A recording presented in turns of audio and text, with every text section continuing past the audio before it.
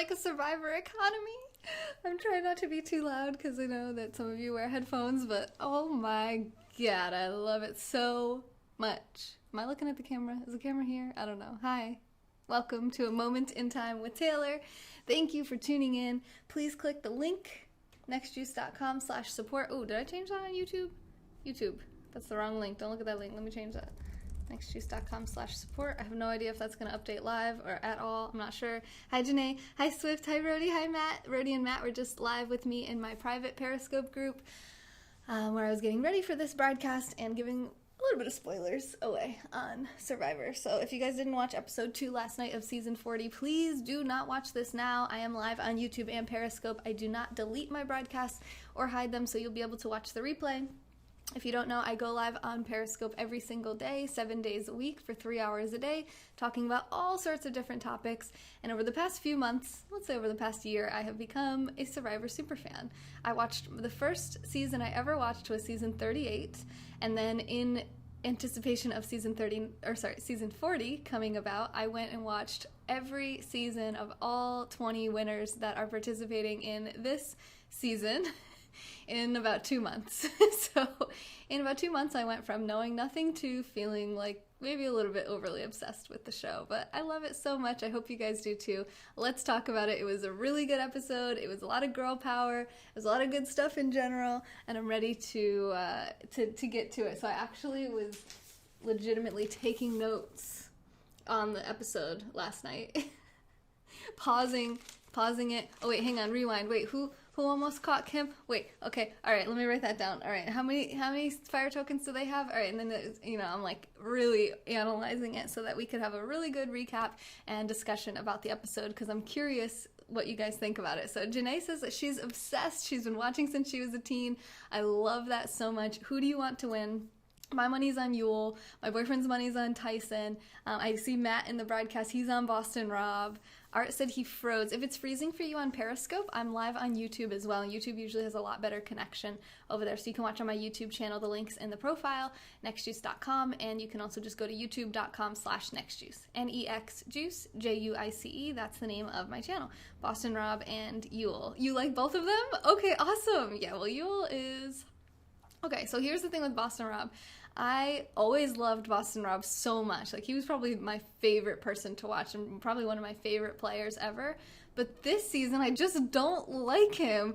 I feel like he's like this godfather. He's like a bully, and his weird intimidation, fear tactics are totally working on people, and it's bugging me. Because I'm like, guys, like, our expectations are so high for every single player this season.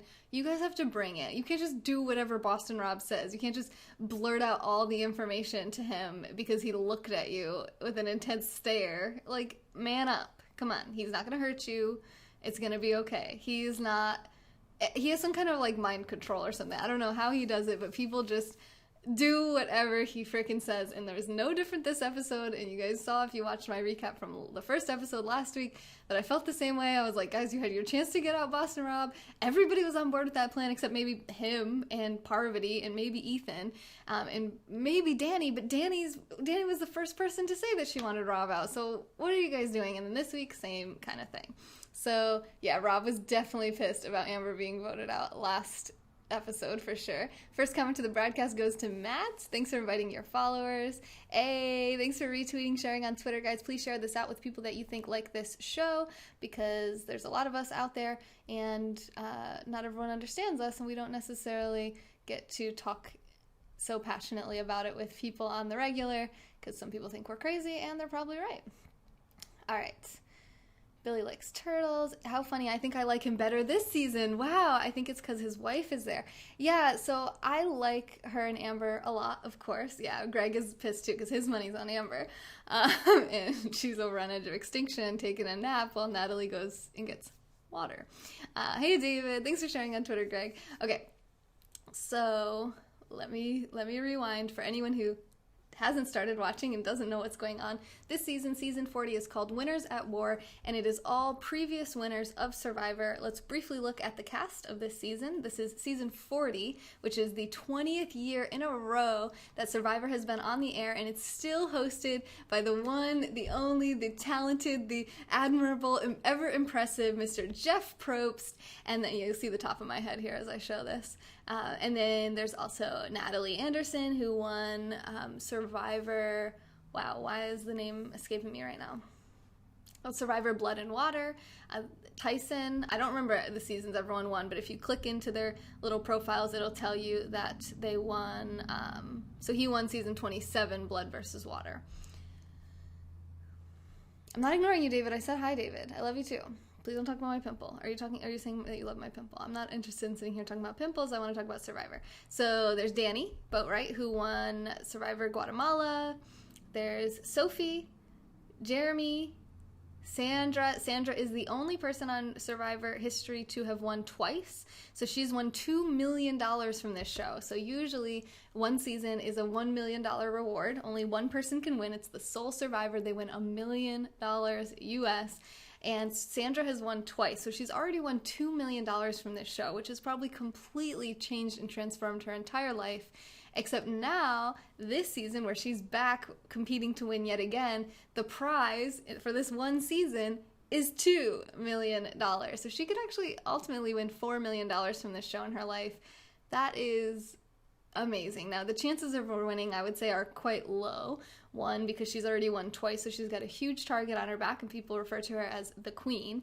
And two, because she's not very strong in challenges, so the chances of her winning individual immunity and being able to save herself are relatively low. Now, we know from last season that she got sold an idol from Natalie off the edge of extinction, so she does have a hidden immunity idol, which is really important for her because she does have such a big target on her back. But if her tribe can keep winning, then she doesn't even have to worry about that until the tribes switch up again. Hey, Sarah! Exactly, Janae, yeah. There's a black guy. Oh, no, he's tripping. Wait, why is he tripping? Dude, I love Jeremy. Jeremy is bae. I love Jeremy. Okay. He's a firefighter. I don't know if he still is. Let's see. Let's read his bio here. Oh, yeah, San Juan del Sur is the one that Natalie won. Yeah, he's still a firefighter. Dude, he's everything. Love Jeremy so much. I love how he just sits around the fire. He did the same thing in San Juan del Sur. I didn't actually watch his season where he won, but I watched him play with Natalie in San Juan del Sur, and I watched her avenge him, and I just love this dude. I watched his wife be the first person to be voted, or not the first person, sorry. Natalie's twin sister was actually the first one to be voted out of that season, and then Natalie went on to win the season, which was mind-blowing. And then I think second or third out, I think it was second out, was Jeremy's wife. So Natalie and Jeremy were bonded over that pretty quickly. And then when Jeremy got voted out, Natalie ended up eventually avenging his vote out by voting out the guy in charge of voting him out. So all sorts of good stuff in that season. I love that season. And in that season, as well as this one, Jeremy would just sit around the fire and he would just look around at people and be like, these people are stupid. Did you guys notice that last night? He's looking at Rob. He has this face. He's looking at Rob like, this friggin' guy. Hey, Victoria. I just love that. I love like how he's just, he bites his tongue. He's not a big talker. He doesn't spill out all the information to anybody. He plays his cards close to his chest. He's very good. But it's just funny. You can just kind of see him. Yeah, it's like that mood, Bradley, exactly, where he's kind of like looking at people like in San Juan del Sur. I just remember him being like, these people are selling all of our fishing gear, our tarp, remember that season where they were like selling back they were bartering with Jeff and they wanted like a flint or they wanted like some more rice. So they were selling like all their stuff back. He's like, well, if you give everything you've won from all the rewards, we'll give you another bag of rice. And they did it. And he's just sitting there going, these people are idiots. He's like, we're going to merge any day now. We're going to have a big feast. We're going to have all new food and everything. You can't just wait a little bit longer. These people are worried about eating. This is Survivor. He's like, we don't need to eat, but we need to stay dry. We need a tarp. Like, we need to be able to get food. If we can fish, we can get food. Like, all this stuff. And I was just like, dude, this guy's so smart. I love him so much. You wouldn't do it if they paid you? Okay, well then you don't have to worry about it because I'm pretty sure hundreds of thousands of people apply to be on this show. All right, so let's go back through the cast. We're on to Ben. Ben, last night's episode, I loved Ben. So they're all idiot sandwiches. Dude, Bradley, did you feel it? I felt like that last episode, not all of them, but the Blue Tribe in particular, with the exception of Rob and Parvati, who are just getting everyone to do everything they want. They're idiots, like, and they're not idiots, they're good at the game, right? But they're just like, he's like a hypnotist or something. They have no spines when they look at Boston Rob. They're like, oh, it's just so not impressive. But it's okay, because it's entertaining. It's good TV, and the Red Tribe is good, and that's where my dude is, Yule, so I'm happy with the way that things are going right now. And I think they did well to get Amber out. I mean, I think that was a good move, and they should have done that. I don't know if it made sense to get her out so quickly. I mean, obviously, I think Sandra was a better target. There's definitely bigger, better targets on that tribe than Amber. I think you could actually take Amber all the way to the end and win against her, but splitting up the Rob and Amber thing it has to happen eventually, right? Sorry, Greg. Sorry. Okay, so Ben, this guy here on the right, he's former Marine. When I first started watching his season, I wasn't a big fan of him. I was kind of like, oh, this guy's kind of weird. I don't know. It's just like, I don't know. I wasn't really so into it. But then as I watched his season, I started to like him a lot more. He definitely became like, it was a lot more endearing. Like, he's got that really infectious smile. Like, when he gets excited, he's just like, it's like contagious. And he was doing that a lot last night. He was just being like, it was just funny, like, watching him at Tribal. He tripped over his words. His point was actually, so you guys might have noticed I'm kind of skipping ahead. Okay, the Blue Tribe went to Tribal. And he's saying to Rob about the whole old school, new school thing. Because first Danny blurted that out to everyone. Not everyone, sorry. First Danny blurted that out in front of Ben about the whole old school strong, which is an idiot sandwich move. Excuse me. And then Parvati blurts it out in front of the entire tribe during tribal council, where she says old school, new school, blah blah blah, and like Ben's like, see, he's like, this is what I've been saying. You're telling me, Ethan's sitting here telling me it's not a thing, there's no old school thing, but obviously there is. And then Rob completely makes Ben forget what he was talking about, what his point was, and he's like, my point was that we're all paranoid. No, dude, that wasn't your point. Your point was that they have an old school alliance and we need to break it up. Idiot sandwich moves. But Ben's pretty self-aware, so he noticed that in the last episode that he's like, Rob, he has this way, the way he talks to you, you get all flustered and then you just tell him everything, hey Trudy, and he's like, and I told him everything, he's like, I should not have done that. And he's kind of laughing at himself, so it's like, all right, as long as you're aware that you're an idiot sandwich, you're a little bit less idiotic, that's the word I'm looking for. So, it's pretty fun. It was fun to watch Ben, and then like when they were like, oh, if anyone has a hidden immunity idol, you could play it now, and Ben's making this face at Rob, seeing if he has anything, and Rob's just laughing, and I'm dying, because Ben knows who has the idol, which was found last night, and I won't ruin that. Let me go back to the cast.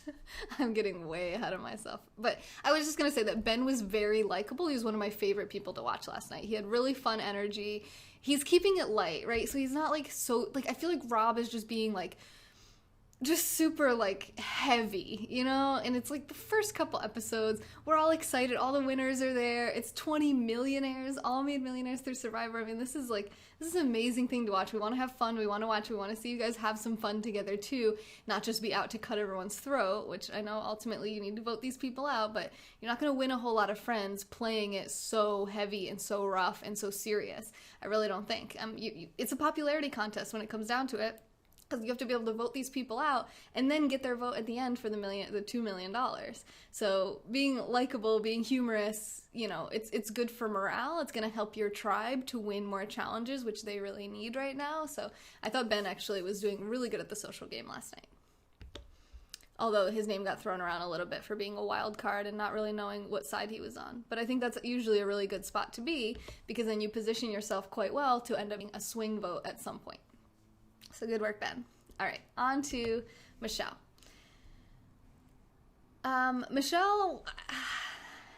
Michelle said herself she feels like she has something to prove this season, and I would agree with that. I talked about this last episode, that it was surprising that she won her season. She won against Ty and Aubrey, and I thought they both ultimately played a better game than her, but she must have just had a good social game. I felt like her win was similar to Tommy's win last season, where I certainly didn't see that coming. I didn't think Tommy did anything impressive or interesting. He barely got any airtime on the show. I felt like I barely know who Tommy was for like the first 5 episodes last season, and then he ended up winning the game, which was really a surprising twist to me. But sometimes this does come down to a popularity contest. It comes down to who liked you the most and who felt like you had the least hand in actually voting them out. Sometimes that wins. Now, I don't think that's going to win this season. Because they're all winners, they have a lot more respect for the game, for big moves, for strategy, for being smart, for being logical, and for being a good player. So even if you're in that final 3 or final 2, whatever they do, you're going to have been pretty impressive. It's not just going to be, oh, well, I really like this person. I'd like for them to have $2 million. I think it's going to be a lot more about how you played the game, and how you got to the end. Were you taken along as a goat? Then you're not going to get votes in this season, I really don't think. But we'll see. All right, so then we have Wendell. Wendell and Adam both are like considered new school players. Adam might as well be Malcolm. I don't know if you guys feel the same way with him and Denise. The way that sometimes I forget that Adam is not, I forget who Malcolm is, because it's just like, it just feels like Adam is Malcolm. No, Fatal Attraction. I could not be on Survivor. I would not be able to hang. But Adam and Denise have a really cool bond, and I think that Adam was really smart in last night's episode. Wendell didn't get a lot of airtime. Wendell's a cool dude. He's a furniture maker. I like him. I was kind of surprised that he won his season as well. So Wendell, let's go back to Wendell real quick. Wendell was the first season ever to have a complete tie between him and the other person in the final 3. One person out of the final 3. So basically there was 10 people on the jury. There's a final 3. The 10 people of the jury get to vote for one of the 3 that they want to win the $1 million. And it was him and another guy whose name I forget right now because he didn't win. And the votes were completely split. Was it Vince or something like that? They were completely split, 5 and 5. The girl didn't get any votes, and the 2 guys each got 5 votes. So then that resulted in that third girl, the final 3. The girl ended up becoming the 11th member of the jury, and then she had to vote to break the tie, and she voted for Wendell. So he had made that one relationship, which was so much more vital than he probably ever could have realized, and he ended up Dominic, yeah, it's not Vince. Dominic. So because Wendell and Laurel, the one who cast that ultimate vote, were so close, and Wendell had really built up that relationship well, he ended up winning the $1 million. But it was very close. I mean, it easily could have gone either way. So his win, I think he's got a little something to prove as well, because he very much kind of like got taken along with Dominic, who was a bigger, heavier player, a lot more talkative, a lot more showy. So we'll see. We'll see how Wendell does this year. I think that Wendell, because of his more laid-back, chill nature, and because he's not viewed as a big threat, just like Michelle, they actually could make it pretty far in this game because people aren't really targeting them. They're not really worried about them. I think a lot of people think I could sit next to these 2 and win. So they actually might go quite far. So then we go to Adam. So I thought Adam was really impressive last night. There were multiple times where I thought, oh, good job, Adam. You are smart. You nailed it. That was really good advice. You stood up to freaking stupid Boston Rob. He's not stupid, but he's a bully. And I was just like, yes, Adam, you tell him. You get it. I was crazy last night watching this. I was yelling at my TV. I'm like, no, why? Yes, I love you. No, you're so stupid. You're an idiot sandwich. Oh, my gosh. Yeah, exactly, John. In the Big Brother community, we call what Boston Rob does misting. Oh, really? Okay, I'm not familiar with it. I'll have to get my Big Brother game up for this summer. Did I miss? I feel like I've probably missed some people. The guy that I want is on the Red Tribe too. Okay, when I get to him, Sarah, tell me what his name is. It was lonely on YouTube, but I gave a thumbs up. Oh, thank you. Yeah, so when I'm doing the Survivor stuff, I can't see the YouTube comments because I'm using my computer screen to show the cast and everything. So the YouTube comments are buried behind that. So because it's on my computer. But hi, Billy. Hi, Kyle. My day is going well. Thank you for watching over on YouTube. I appreciate you guys. Please do subscribe to my YouTube channel and go like this video. Okay, catching up. Wendell. I want Wendell to win. Okay, cool. He's got a pretty good chance. All right. And then we have my dude, Mr. Yule. let me give a quick shout out to him for his, what do they call it? Twit Longer. It's like an old school Twitter add-on. It's not an add-on, it's like what's a good word for this? A complementary tool for Twitter. And it is a place where you can write a really long piece of information and then you can tweet out the link to that. So it's like a blog. So it's basically like it enables you to have an unlimited character tweet. So they call it Twit Longer. Now, I retweeted this. I highly encourage you guys, Survivor fans, to go read this. Actually, can we read it here? I mean, I certainly don't want to be taking credit for this. This is not something that I wrote. This is from Yule. This is something that Yule wrote and published on his Twitter page, and I love it so much. Now, I was kind of randomly assigned to Yule, so at first I was like, okay, we'll see. He's fine. I don't think he's gonna win. But now I'm like, dude, he is so impressive this season, and he's just, oh my god, I just love him. I love so much. So he actually wrote this Twit Longer called "Here Are Some Insights into My Strategy During Episode 1." So I won't read all of it, but I'll read like some interesting stuff from last season. So he said he got a lot of questions. He's not trying to take away from any other strategies he wasn't privy to, but here are some of the key parts and factors of his strategy for that episode. 1, the poker alliance. He said, listen, I had no idea if it was a real thing, but I figured if I could make people think it was real, I would take a lot of the heat off myself and be able to target a lot of other big players. So that was genius. And then he said, now, if it was a real thing, I also wanted to make sure that we could get one of those people out so that we're weakening that alliance if it is indeed real, which is why Amber ended up going home. One thing, his second part of his strategy, he said when he's influencing people, he tries not to just say, okay, here's what we're going to do. He, like Tony energy, Boston Rob energy, where they're like, this is it. This is what we're doing. We're going to steamroll you or mist you or whatever it's called.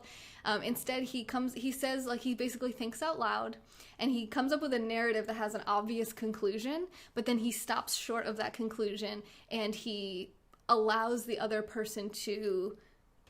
He basically, he'll say some stuff, okay, here's some thoughts, so I feel like, this poker alliance, and here's this, and what, and he's basically, like, steering you to what he wants you to say, and then he goes, but I don't know, what do you think? So he stops short of the conclusion, and he lets you come up with the conclusion, which is another genius move, because then you feel like it was your idea. You put the pieces together for Yule. He didn't know what was going on. He's just brainstorming. He's just thinking out loud. You're going to take all the credit for these moves, which means the heat's going to be more on you than him, and you're going to have a lot more ownership in it, and you're going to be a lot more convinced that it's a good idea to do it. You don't even realize that it was his idea, and he planted that seed in your head, which is I just love it so much. So what's interesting is that Tony originally wanted to vote out Tyson and have a split vote against Nick in case Tyson had an immunity idol. But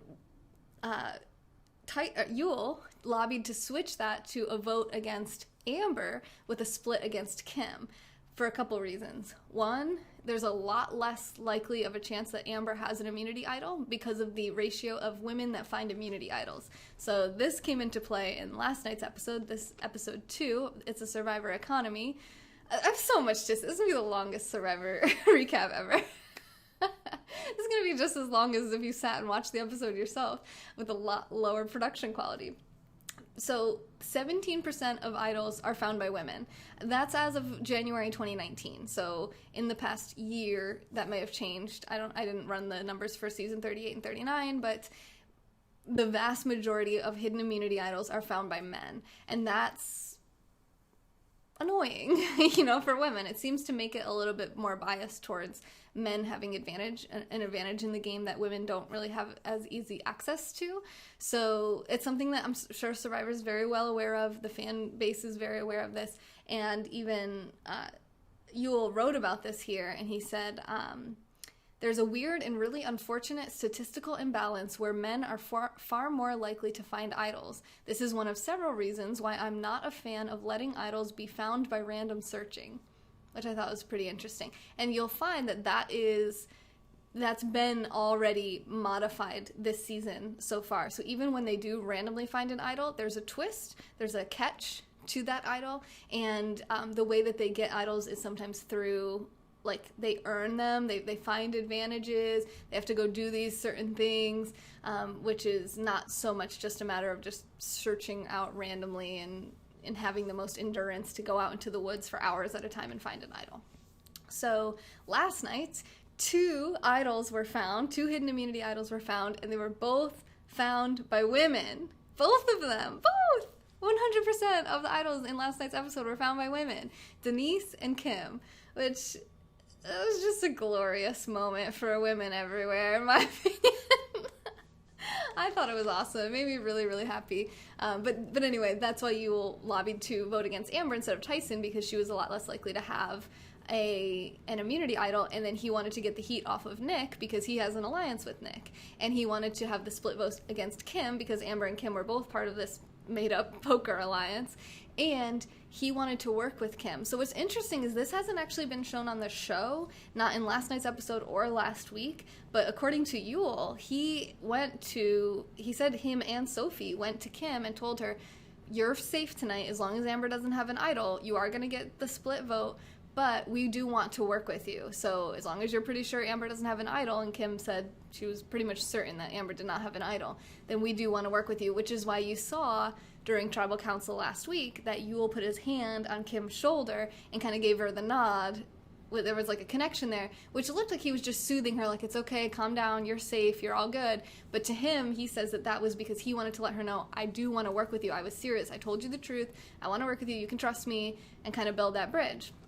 Now, last night, when Kim went to Sophie with the idol and showed her the idol, Sophie was, like, mocking her, like, oh, that was so stupid, why would you come to me, I'm the last person you want to come to with this idol, you're such a big threat, there's no way, like, I'm going to be on your side, I want to work with you. So I feel like Yule thought that it was a him and Sophie thing, but it seems like it was more of a Yule thing. That's my impression of what's going on. And one thing I thought was kind of cool is on the combination lock for last week's challenge, he said that there's an algorithm for moving the numbers around methodically so that you're guaranteed to try every possible permutation only once. And he practiced it at home before he went on the show, and the correct permutation turned out to be the second to last one he attempted. So it took a little longer than he'd hoped, but, you know, I think that was pretty impressive that he even knew about doing that. So that's Yule. Love Yule. I tweeted that out yesterday. I retweeted it, so you can go check that out if you like. And I love him. Okay, back to the cast. We still haven't made it through the cast. I'm just curious, how long have we been live right now? 28 minutes, and we're like halfway through the cast. Okay. Well, I'm kind of segueing the cast into what happened last night, so because I know some people have issues with remembering names as well. So here's Sarah. Sarah, what the heck, girl? Don't let Tony do to you again what he did to you the first time you played together. Now, it's a little bit more of a gray area than presented. So basically he's like, oh, cops are us, it's real this time, I swear. We know you can't trust Tony. But also, she was like, yeah, but he said that last time and then he voted me out. Well, that's not the whole story. What happened last time was that she turned on him and then he voted her out. So it wasn't like he just lied and voted her out. I think he really genuinely meant cops are us. This is our alliance. We're both cops. We're going to have this alliance. It's going to be great. And she had this, she became a little bit drunk off the power. So she found herself after a tribe switch up, she found herself on the bottom of another tribe. So she had to build alliances and fight her way to kind of remain, but she was still kind of on the bottom of that tribe. Then the merge happened. So now she's back with Tony and a lot of the people she had originally been with on her Braun tribe, plus her tribe that she'd been building relationships with thus far. So she was in the middle of these two tribes. What she should have done, obviously hindsight is 2020, she should have just gotten back with the Braun tribe and just been like, all right, Tony, you told me cops are us, me and you to the end. Let's do that, because I really do think he would have honored that, because I don't think that Sarah would have won against him, you know, especially not that season. So, however, she was like, she's like, I have so much power, I can go with them, or I can go with the new tribe that I've been with, and I can vote Tony out. So she starts throwing Tony's name out. She starts saying, let's vote out Tony, I think we should get Tony out, which was not a good move on her part, and it resulted in her going home the following tribal council. Now, her and Tony played together again after that. I didn't watch that season, so I don't know exactly how that went, but she did end up winning that season, so she got Tony and Sandra out, so, you know, pretty impressive on her part, I would say. Oh, wait, did she? Yeah. I'm pretty sure that was the one that she ended up winning, so she outsmarted him once. Let's see if she can do it again, but it seemed like he was just doing his typical Tony thing where he's got all this energy and he's just kind of like steamrolling people and being like, yeah, okay, we're gonna do this, cops are us, it's gonna be us to the end. And she's like, yeah, totally. And I'm like, okay, I hope she's keep taking this with a grain of salt and thinking, okay, I've been here before, flashbacks, be smart, keep your wits about you, don't just fall into this Tony, yeah, let's just agree with him because he's going so fast and I'm trying to keep up, you know? Amber, she said when she got to Edge of Extinction, you know, oh, I'm still in this game, I'm not giving up. It was cute, you know, she's like, I miss my kids, I didn't come all this way and leave my kids just to be on Edge of Extinction.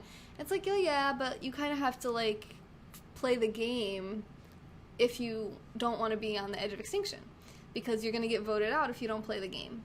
And she's not really playing the game. She wasn't really playing the game on the main island. She's not doing a great job playing the game from Edge of Extinction. It seemed like she was pretty impressive. She searched the whole island with Natalie multiple times. She did complain about going up the stairs once, but I certainly would have too. I can't judge her for that.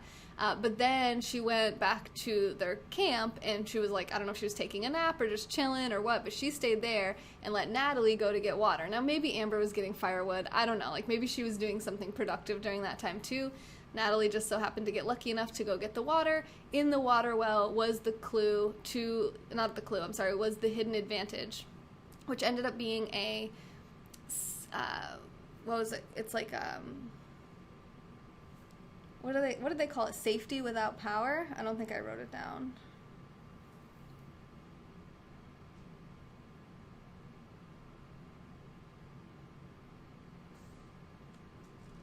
Yeah, I think it was called Safety Without Power. So basically what this enables you to do, you can't vote, and you can't, you don't get to see the vote. So basically you leave during tribal council, you say, hey, I have this advantage. You leave right before the votes are cast, so you get to participate in tribal council, but then you leave before the votes are cast, and you can't be voted out. So no one can vote for you, plus you don't get to vote, but you also can't be sent home, right? Because you get to go back to camp. And then you'll see whoever everyone voted for. Everyone will tell you what happened when they get back anyway, so in terms of the vote, so it's not that big of a deal. So that was pretty cool. She ended up finding that. She ended up selling that to Jeremy. So there was an exchange of fire tokens here. She had one fire token going into the beginning of this episode because she sold the immunity idol to Sandra from the Edge of Extinction. And then she sold this advantage to Jeremy for getting to get 2 fire tokens, and he had 2 fire tokens at the beginning of the episode because of Natalie giving hers to him when she got voted out, so he had 2, and then she sold him this advantage for 1, so now she had 1 and he had 2, and by the end of the episode she had 2 and he had 1. So fire tokens are really exciting for Survivor fans, and it's really hard to tell exactly like how this is going to evolve and progress and what this is going to mean for the game in this season and in future seasons to come, if they're going to keep the fire tokens as part of the game and part of a new nuance of the strategy, which I think they should, because I love the whole economy thing and selling, and oh my god, it made me so happy. And I was so proud that it was a woman who said, you know, it's like a Survivor economy. That made the title of the broadcast. I thought it was awesome. Hey Chris, we're talking about last night's episode of Survivor. So when I had it on DVR, so I played it and I saw what it was called, and I was like, it's like a Survivor economy. Yes, that's what I've been saying. Like, they're basically running a business from the Edge of Extinction, which is way more interesting than the Edge of Extinction from season 38 when it was introduced, where they just kind of like sat there and waited to go compete, and a couple people quit. It was like, this is like, I love this because I'm an entrepreneur, so I love business. It's an exchange of value for value. So I'll give you something valuable, you give me something valuable, and now it's a trade. So she was like, it's like a Survivor economy. And Jeremy's reaction, he's like, these people don't even know. He's like, they don't even know what these fire tokens are worth. They just think, okay, we have some fire tokens, yay. He's like, but they don't realize, like, you can buy immunity with these fire tokens. Like, this changes the whole game, and they don't even know. They're idiot sandwiches. Okay, he didn't say that. I took that from Bradley. But anyway, I'm like super hyped up about this whole fire token and buying and selling, and oh my gosh. I'm curious about though, why did Natalie sell the idol to Sandra. Why didn't she sell it to Jeremy? And was it to get Sandra to have 0 tokens? So she thinks in some way she's weakening her? Is it because she knows Sandra's a really big target? Is it because she's trying to level out the playing field for women who have idols? Maybe she thinks Jeremy could find his own idol. Is it because she knows Sandra is against Rob because of the whole not telling him about coming on playing again during the Island of the Idols? Is it because they have a friendship outside of the game? And maybe it's just as a woman who plays Survivor, she's like, I want Sandra to win again. That'd be so bossy. That'd be so amazing. Like, I'm not totally sure. So I was kind of curious about that. I disagree with you, Go. I mean, I don't think that's a bad play for them, but I don't like it. Okay, so we'll get to that because we're about to get to those people right now.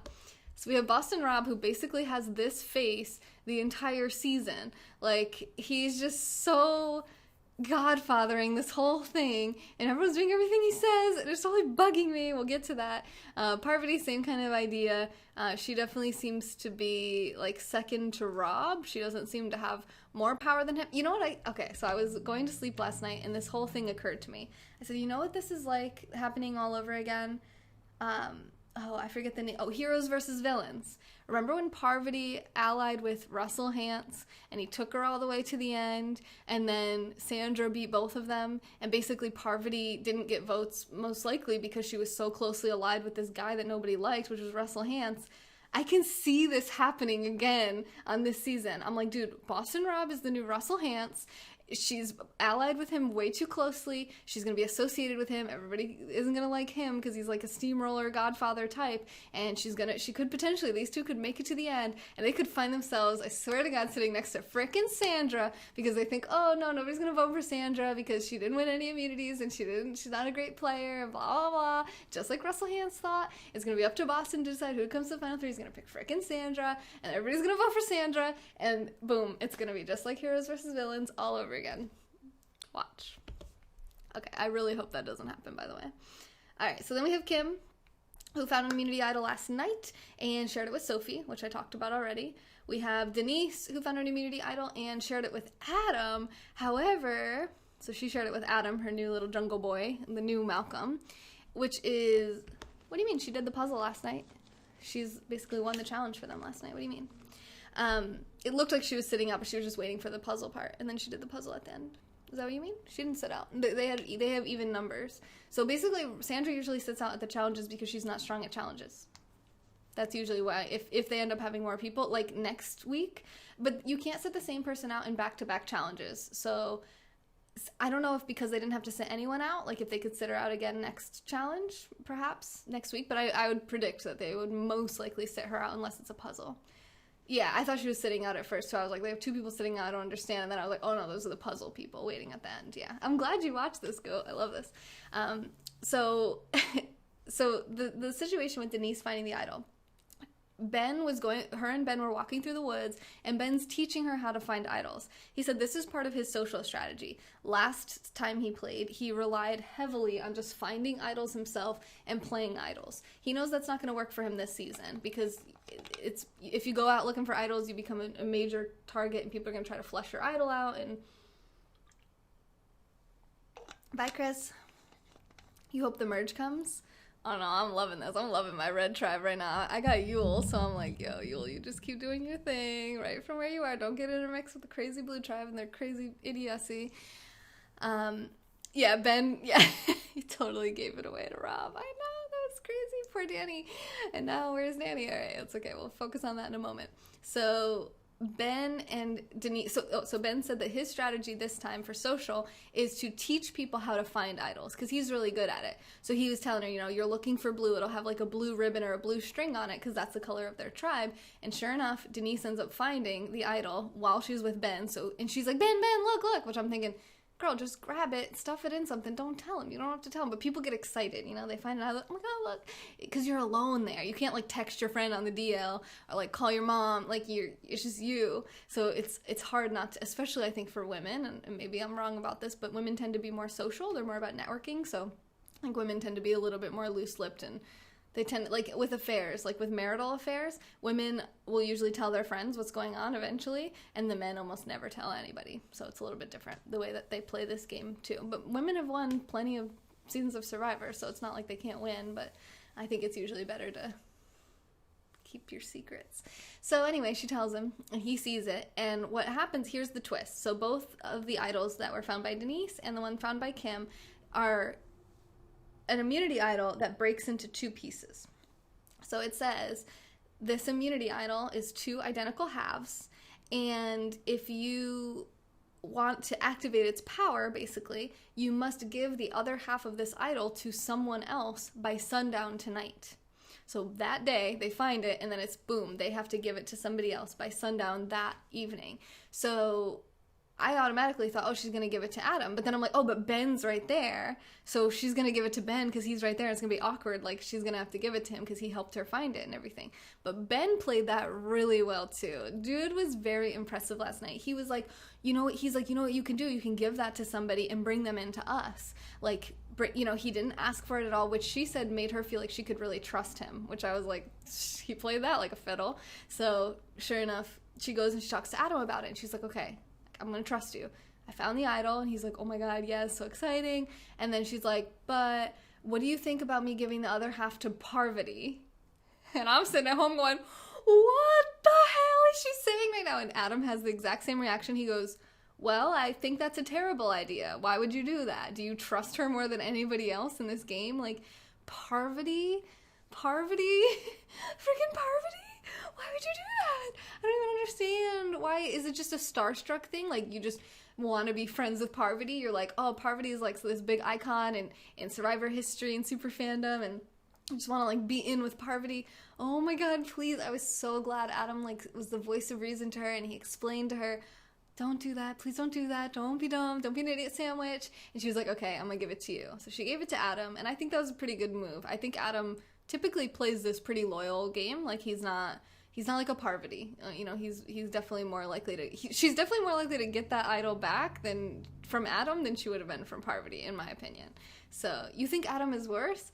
I don't think so. I think Adam is legitimately, he said, like, you know, I watched you on TV as a kid, and I always wanted to be like your Malcolm. It'd be like a dream come true for me. And watching her win, I mean, I really do think he has a lot of respect for her, and he knows that she plays a super loyal game. She didn't vote out Malcolm. Did she ever? Yeah, I think she voted out Malcolm right at the very end of the game when she had to, because she didn't think she would win against him. So, I mean, he could go, he knows that she would take him really far, but if he breaks that trust, who else does he have? I mean, I haven't seen Adam in any alliance with anyone else besides Denise, so he has no other game, really. You think he's a snake? Wait, why? You think Final Three will be all men? Well, 3 women have been voted out at this point, so empty all your backpacks. Dude, that made me so mad. Hey, HJ. Why does everyone do everything Rob says? Okay, we'll get to that.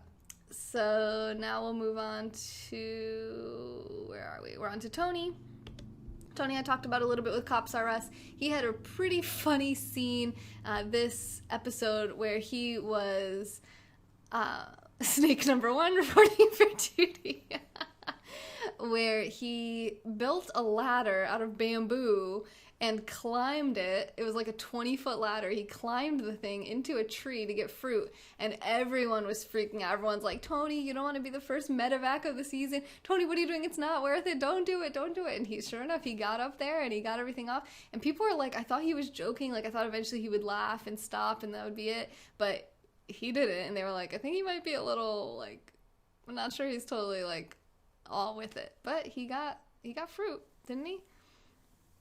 Yeah, Tyson was like, now I know we signed a waiver coming out here, but I'm not sure that there was a clause for ladders. I don't think the clause included ladders. Homemade ladders from bamboo and twine. All right, so then you have Nick Wilson, who is the most recent person to win Survivor in this season so far, and he didn't get a lot of airtime last night either, so we'll see. Ethan got a lot of airtime last night. He was kind of going back and forth between different members of the quote-unquote old school alliance, which consists of Boston Rob, Parvati, Ethan, and supposedly Danny. And I think that's it, right? which is stupid because that's 4 people. And there was 10 of them last episode. So if 6 of them, and even Danny wanted to get Rob out, so 7 of them could have went against Rob. They could have got Rob, they could have got Parvati, they could have got Ethan. They could have got 3 people out, no problem. Nobody would have been fighting back against them. Boom, boom, boom, done, done, done, done. They freaking go for Natalie. Natalie, I'm like, what? They're like, oh, but Natalie and Jeremy are a pair. I'm like, they played together once.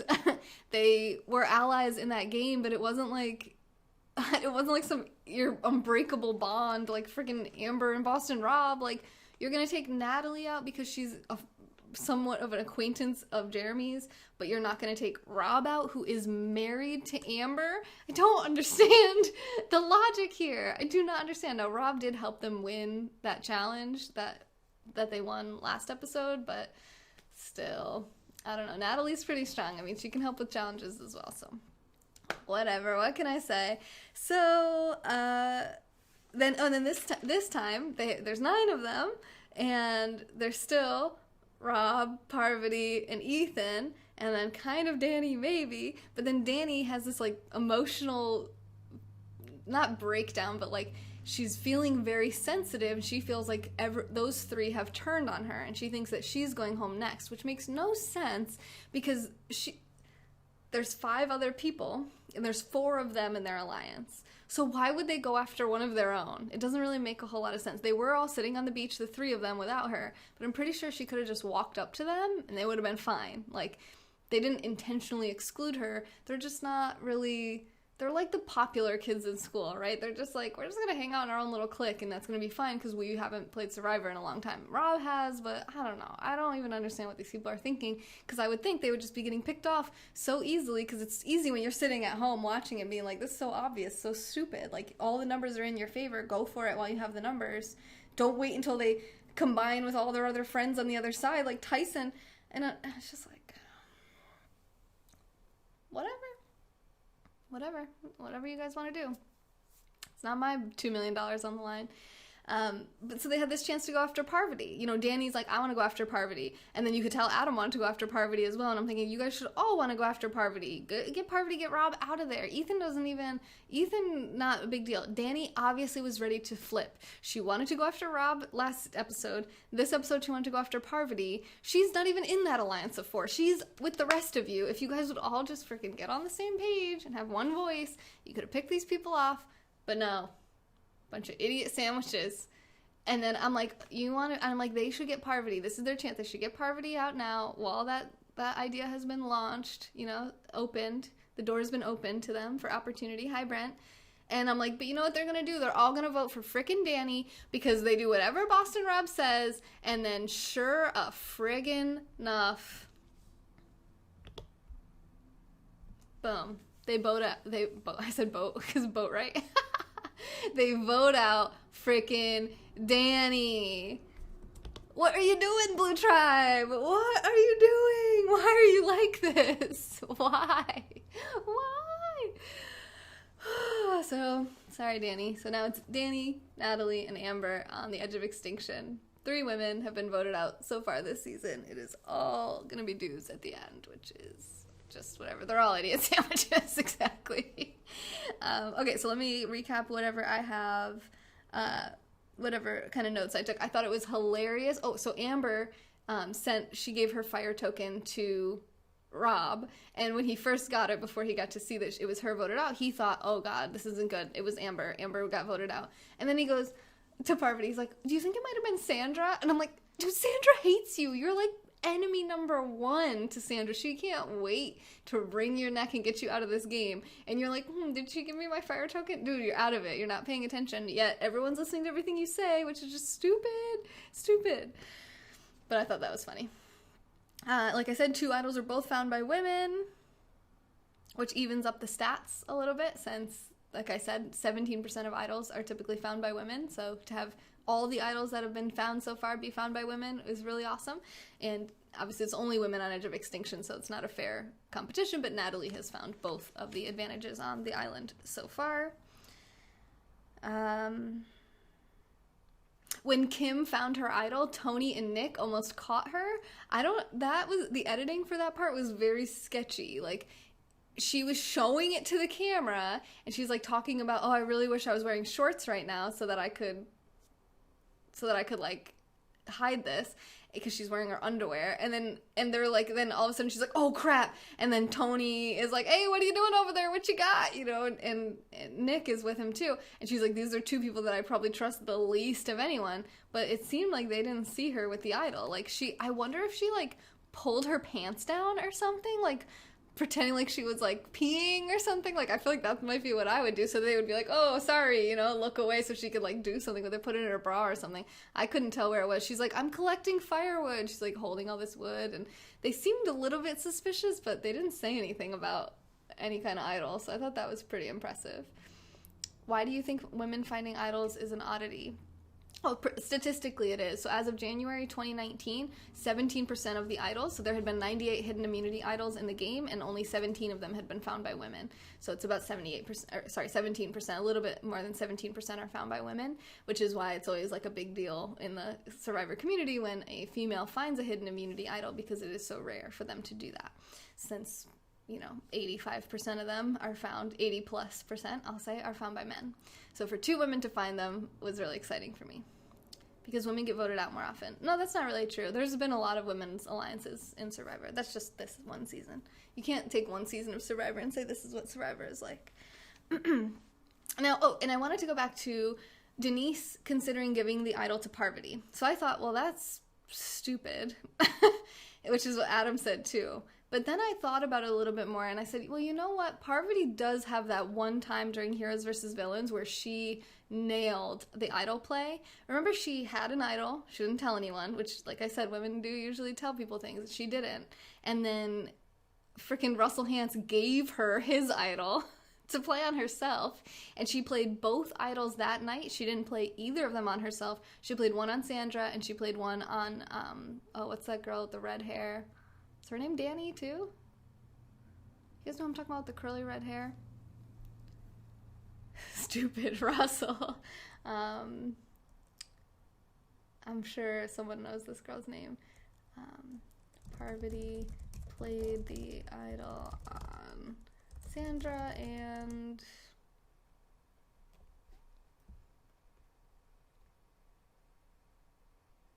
Jerry, that's her name, yeah, Jerry.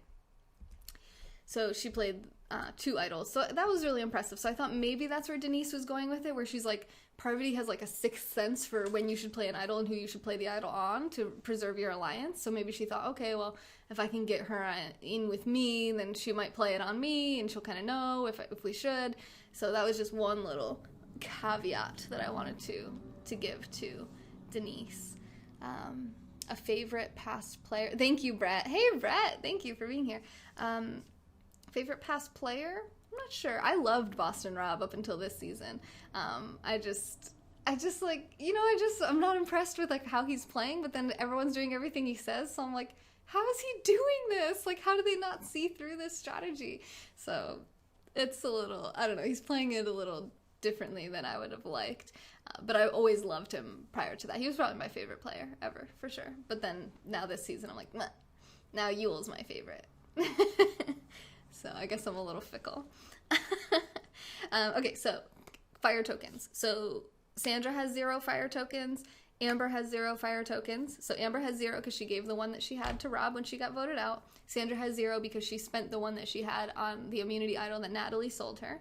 Natalie now has 2 because she had 0 when she went to Edge of Extinction. She sold 1 idol to Sandra, and she sold the safety without power advantage to Jeremy last night. So Jeremy now is back to having 1 because he had 2 because Natalie gave him hers when she got voted out, and then she basically got it back from him by exchanging it for an advantage last night, which he did not have to use last night either. And Rob has 2 because of Amber giving him hers when she got voted out. So everyone in the game has 1, except Sandra and Amber both have 0, and Natalie and Rob have 2. Jeremy's back to 1 as well. So Rob and Natalie are the richest people in the game right now in terms of fire tokens. They each have 2, Everyone else in the game has won. The poorest people in the game are Amber and Sandra. So we'll see how that kind of evolves and plays out over time. And, Jeremy's like laughing. He's like, these people think you're going to get fire tokens and buy a tarp. He's like, they don't even get it. They just don't even get it. You can buy immunity with this thing. I love him. So the survivor economy, I showed you the strategy post from Yule on Twitter. I wanted to know why Natalie didn't sell the idol to Jeremy. Why did she pick Sandra? Wonder what your guys' ideas are about that. Yeah. So did you not watch the first episode, Van Gogh? It's a 2-hour episode.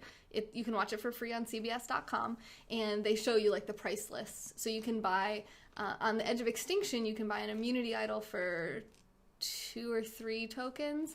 For 3 tokens you can buy an immunity idol. For 2 tokens you can buy a advantage in the challenge to get back into the game. For 1 token you can get and then there's like beer and pizza, and there's like food items basically that you can buy. Wine, I think, for like 1 token, just to enjoy. And they have the same kind of stuff on the main island, but there's no advantage or immunity idols. It's just items. So it's like a tarp, maybe like fishing gear, I don't know, and food. Basically, like, I don't remember everything. They'll say bread and chocolate. And I don't know. I don't remember what all the items are, but it's stuff like that. Is that Gary? Thank you, Gary, for the super hearts. He freaking hates Survivor, I think. Oh, no, you like it? Oh, no, it's ASMR that you hate, yeah. Hi, Sedlum. Do the players know? Yeah. It's like posted clearly on a menu when they walked onto their camp. They read it all out. And then at Edge of Extinction, same thing. So the people in the main game don't know about the Edge of Extinction except for Sandra and Jeremy, because they've now bought things from the people on Edge of Extinction. So they're the only ones that even know that you can do that. Unless they end up telling someone. Oh, Michael, yes. It's like you're speaking a whole different language. I don't use Snapchat, no. Oh my God.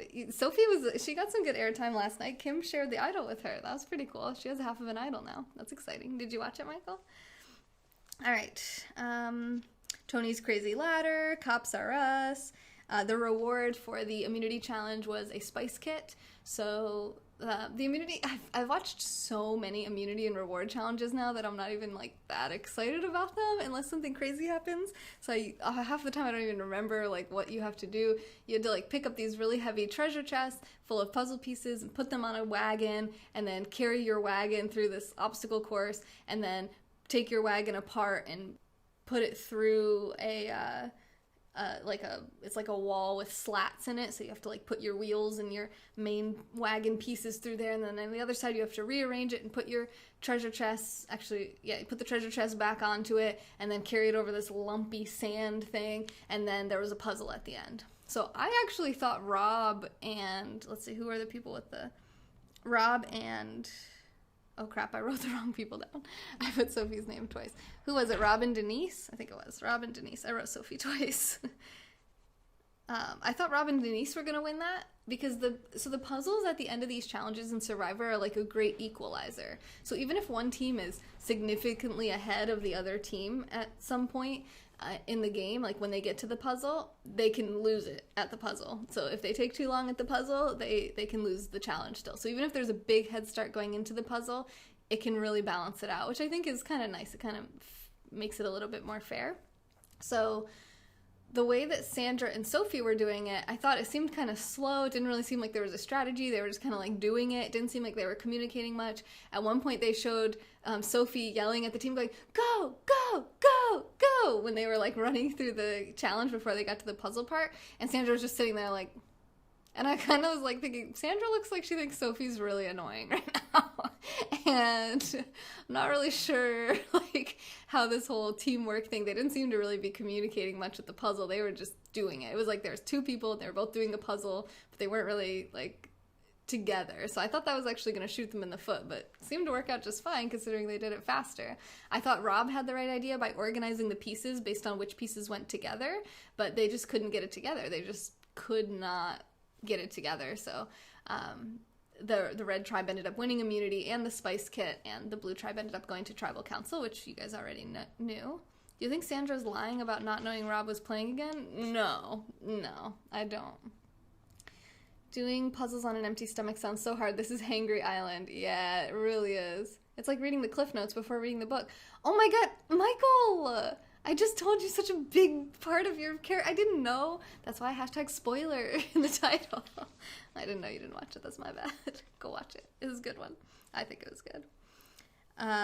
Like I said, Danny blurted out the old school alliance in front of Ben, which Ethan was like facepalm. But then Parvati blurted out in front of the entire tribe, which was even more facepalm. But then Ben lost his opportunity to put a big spotlight on that because Rob just like confused him again. Why did everybody empty their bags at tribal council? That was absolutely ridiculous. That was ridiculous. It was so absurd and so uncalled for, and there was really no reason that anyone should have done that. Thank you, Rhodey. Okay, all right, Michael, good. So Rob goes in the middle of tribal council.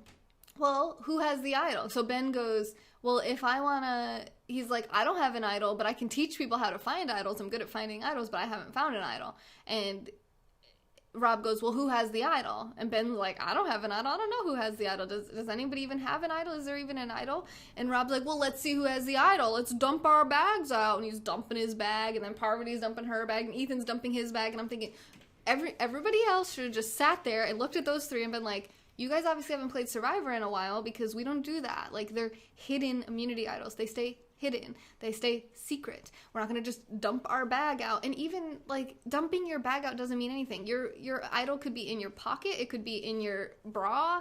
It could be in your butt. Like, what are you doing right now? Like, and Adam called him out on this, and nobody else did. Nobody else called Rob out except Adam, and I was so proud of him because Adam's young, and he's been watching Survivor his whole life, and Boston Rob is like this big celebrity in his world, and for him to like call him out, I was like, yes, I love this dude. Adam is, yes, like, it just made me so happy. I was so proud of him.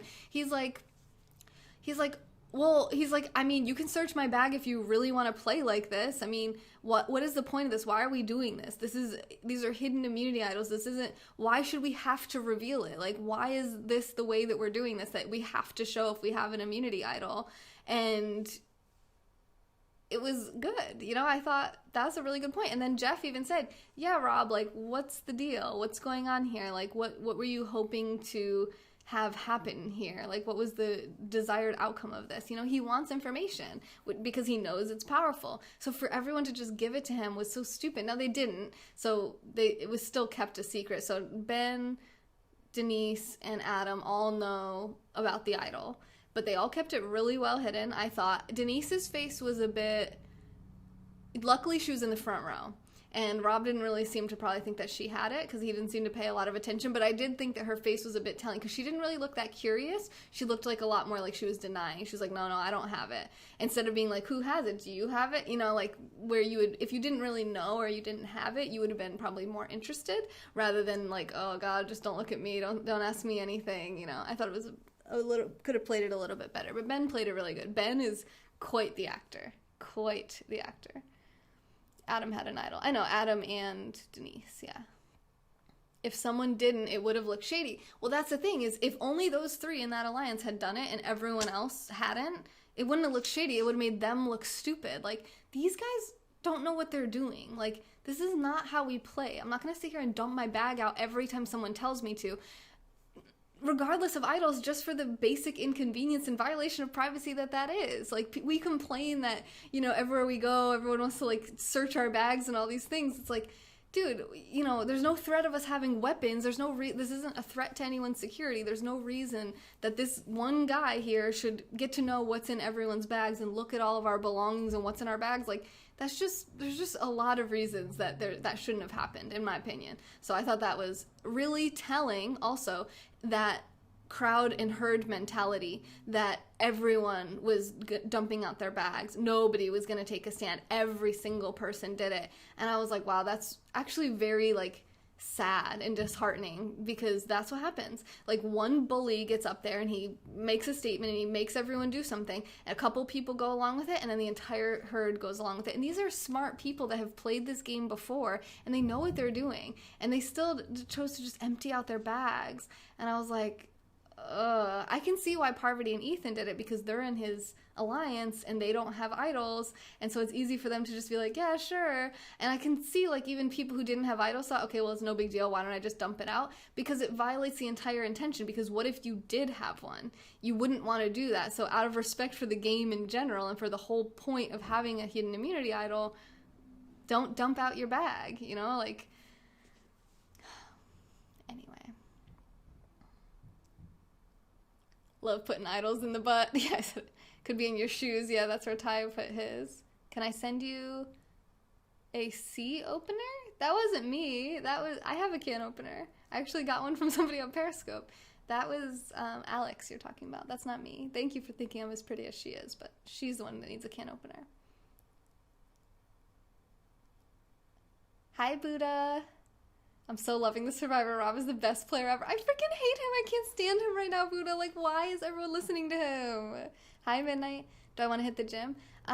Yeah, but I'm not done yet. Ben has to go next if I'm on blue. So who do you want to win, Goat? Like, ultimately. TSA Rob. Seriously.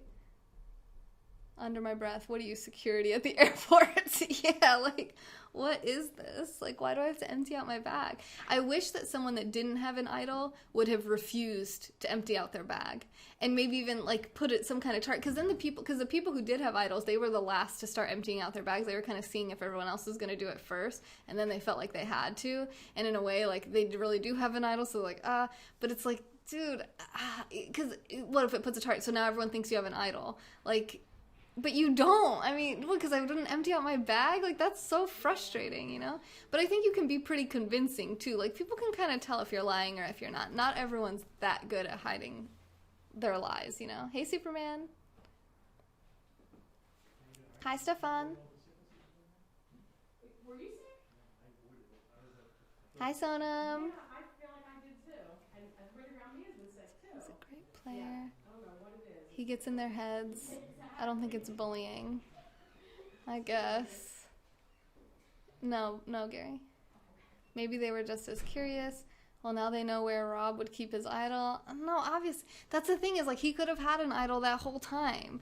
Not everybody just puts it in their bag, and not everybody brings it to tribal council, because not everybody thinks they're going to go home during tribal council. I mean, I assume most people do probably bring it, but it's just, I don't know. I don't like that kind of gameplay of just, like, you know, let's all like look through each other's underwear to see if there's idols hidden in there, you know? I mean, like, where do you draw the line? Like, everyone get naked so we can make sure you don't have an idol on you, you know? Like, bro, no.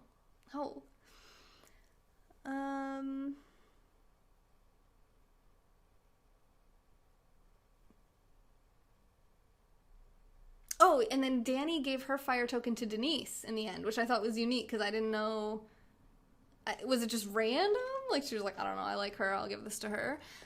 Did Denise smartly build up that note? She knew Danny was going home. She knew that she had to give her fire token to someone, and kind of, like, built up that relationship a little bit and sucked up and made friends, hoping to get the fire token and successfully doing it. You know, they didn't show that, so it was hard to know, but Denise got the fire token, which was kind of surprising. I don't know why that would be, so I thought that was interesting too. Hey, Voss. Okay, Richard, get naked. I love Wendell. Never done a steam yoga. No. Hey, HJ. Yeah. We'll see what happens next episode. So, moral of the story for me is, I think the Blue Tribe is being really stupid. I think they had their chance to get Rob out last week, and they had their chance to get out Parvati tonight, and instead they voted out Natalie and Danny, two people that they could have gone far. And even Danny was already flipped. They could have used Danny as a number in their favor. Instead, now they're dwindling out down their own numbers and leaving Rob and Parvati in the game, and even Ethan, but Ethan is kind of like, without Rob and Parvati, I mean, he would be a free agent, you know? I think they all would be in some way, but Rob and Parvati right now are a powerful pair that needs to be taken down as soon as possible. Why are we doing this? Well, because we need to win challenges? I don't know. I mean, Danny's pretty good at challenges. Natalie's are pretty good at challenges. You easily could have taken Parvati out instead of them. Like, I'm not so sure I'm buying that. I'm pretty sure it's because Rob said so. That's the reality. Hi, Katie. And that is the end of my 1 hour and 10-minute recap of a 1 hour episode of Survivor. I hope you guys enjoyed this. Please subscribe to my YouTube channel and follow me on Periscope. I go live on Periscope every single day, 7 days a week, and I do these recaps every single week after the episode is over. So sometimes I watch it live. So this upcoming Wednesday, what is the date? I don't know if I'll be in town or not. And my internet is crashing. Oh God, is the broadcast crashed? My internet sucks so bad, you guys. I'm pretty sure Ed reset it last night and it still sucks horribly. Do you think the girls smuggle anything to the island in their orifices? I don't know, but I don't think so. Yeah, I'll be here. So I'll actually be watching the episode live with you guys at 8 p.m. Eastern Time on Periscope, Wednesday, February 26th. And then I'll do the recap either after it that night or the next day on Thursday, the 27th. So stay tuned. Thank you for the Super Hearts, Gary. I hope to see you guys on the next Juice. I go live every single day, 7 days a week for 3 hours a day, talking about all different types of topics. So I hope to see you guys back then. And the best way to support this channel, and big thank you, I don't know if I said this, thank you so much to everyone here who supports this channel. Remember, if you become a monthly supporter, you get access to the private Periscope group, where I've gone live in there today already 2 times, I think. So, and I went live in there at least 2 times yesterday as well. So it's a little bit of extra content. So I hope to see you there, and I hope that you'll support this channel at the link in the description, nextjuice.com/support. This has been a moment in time with Taylor. Wait, did that work? Can't see. I don't think that worked. Let's try that again. There it is. Bye.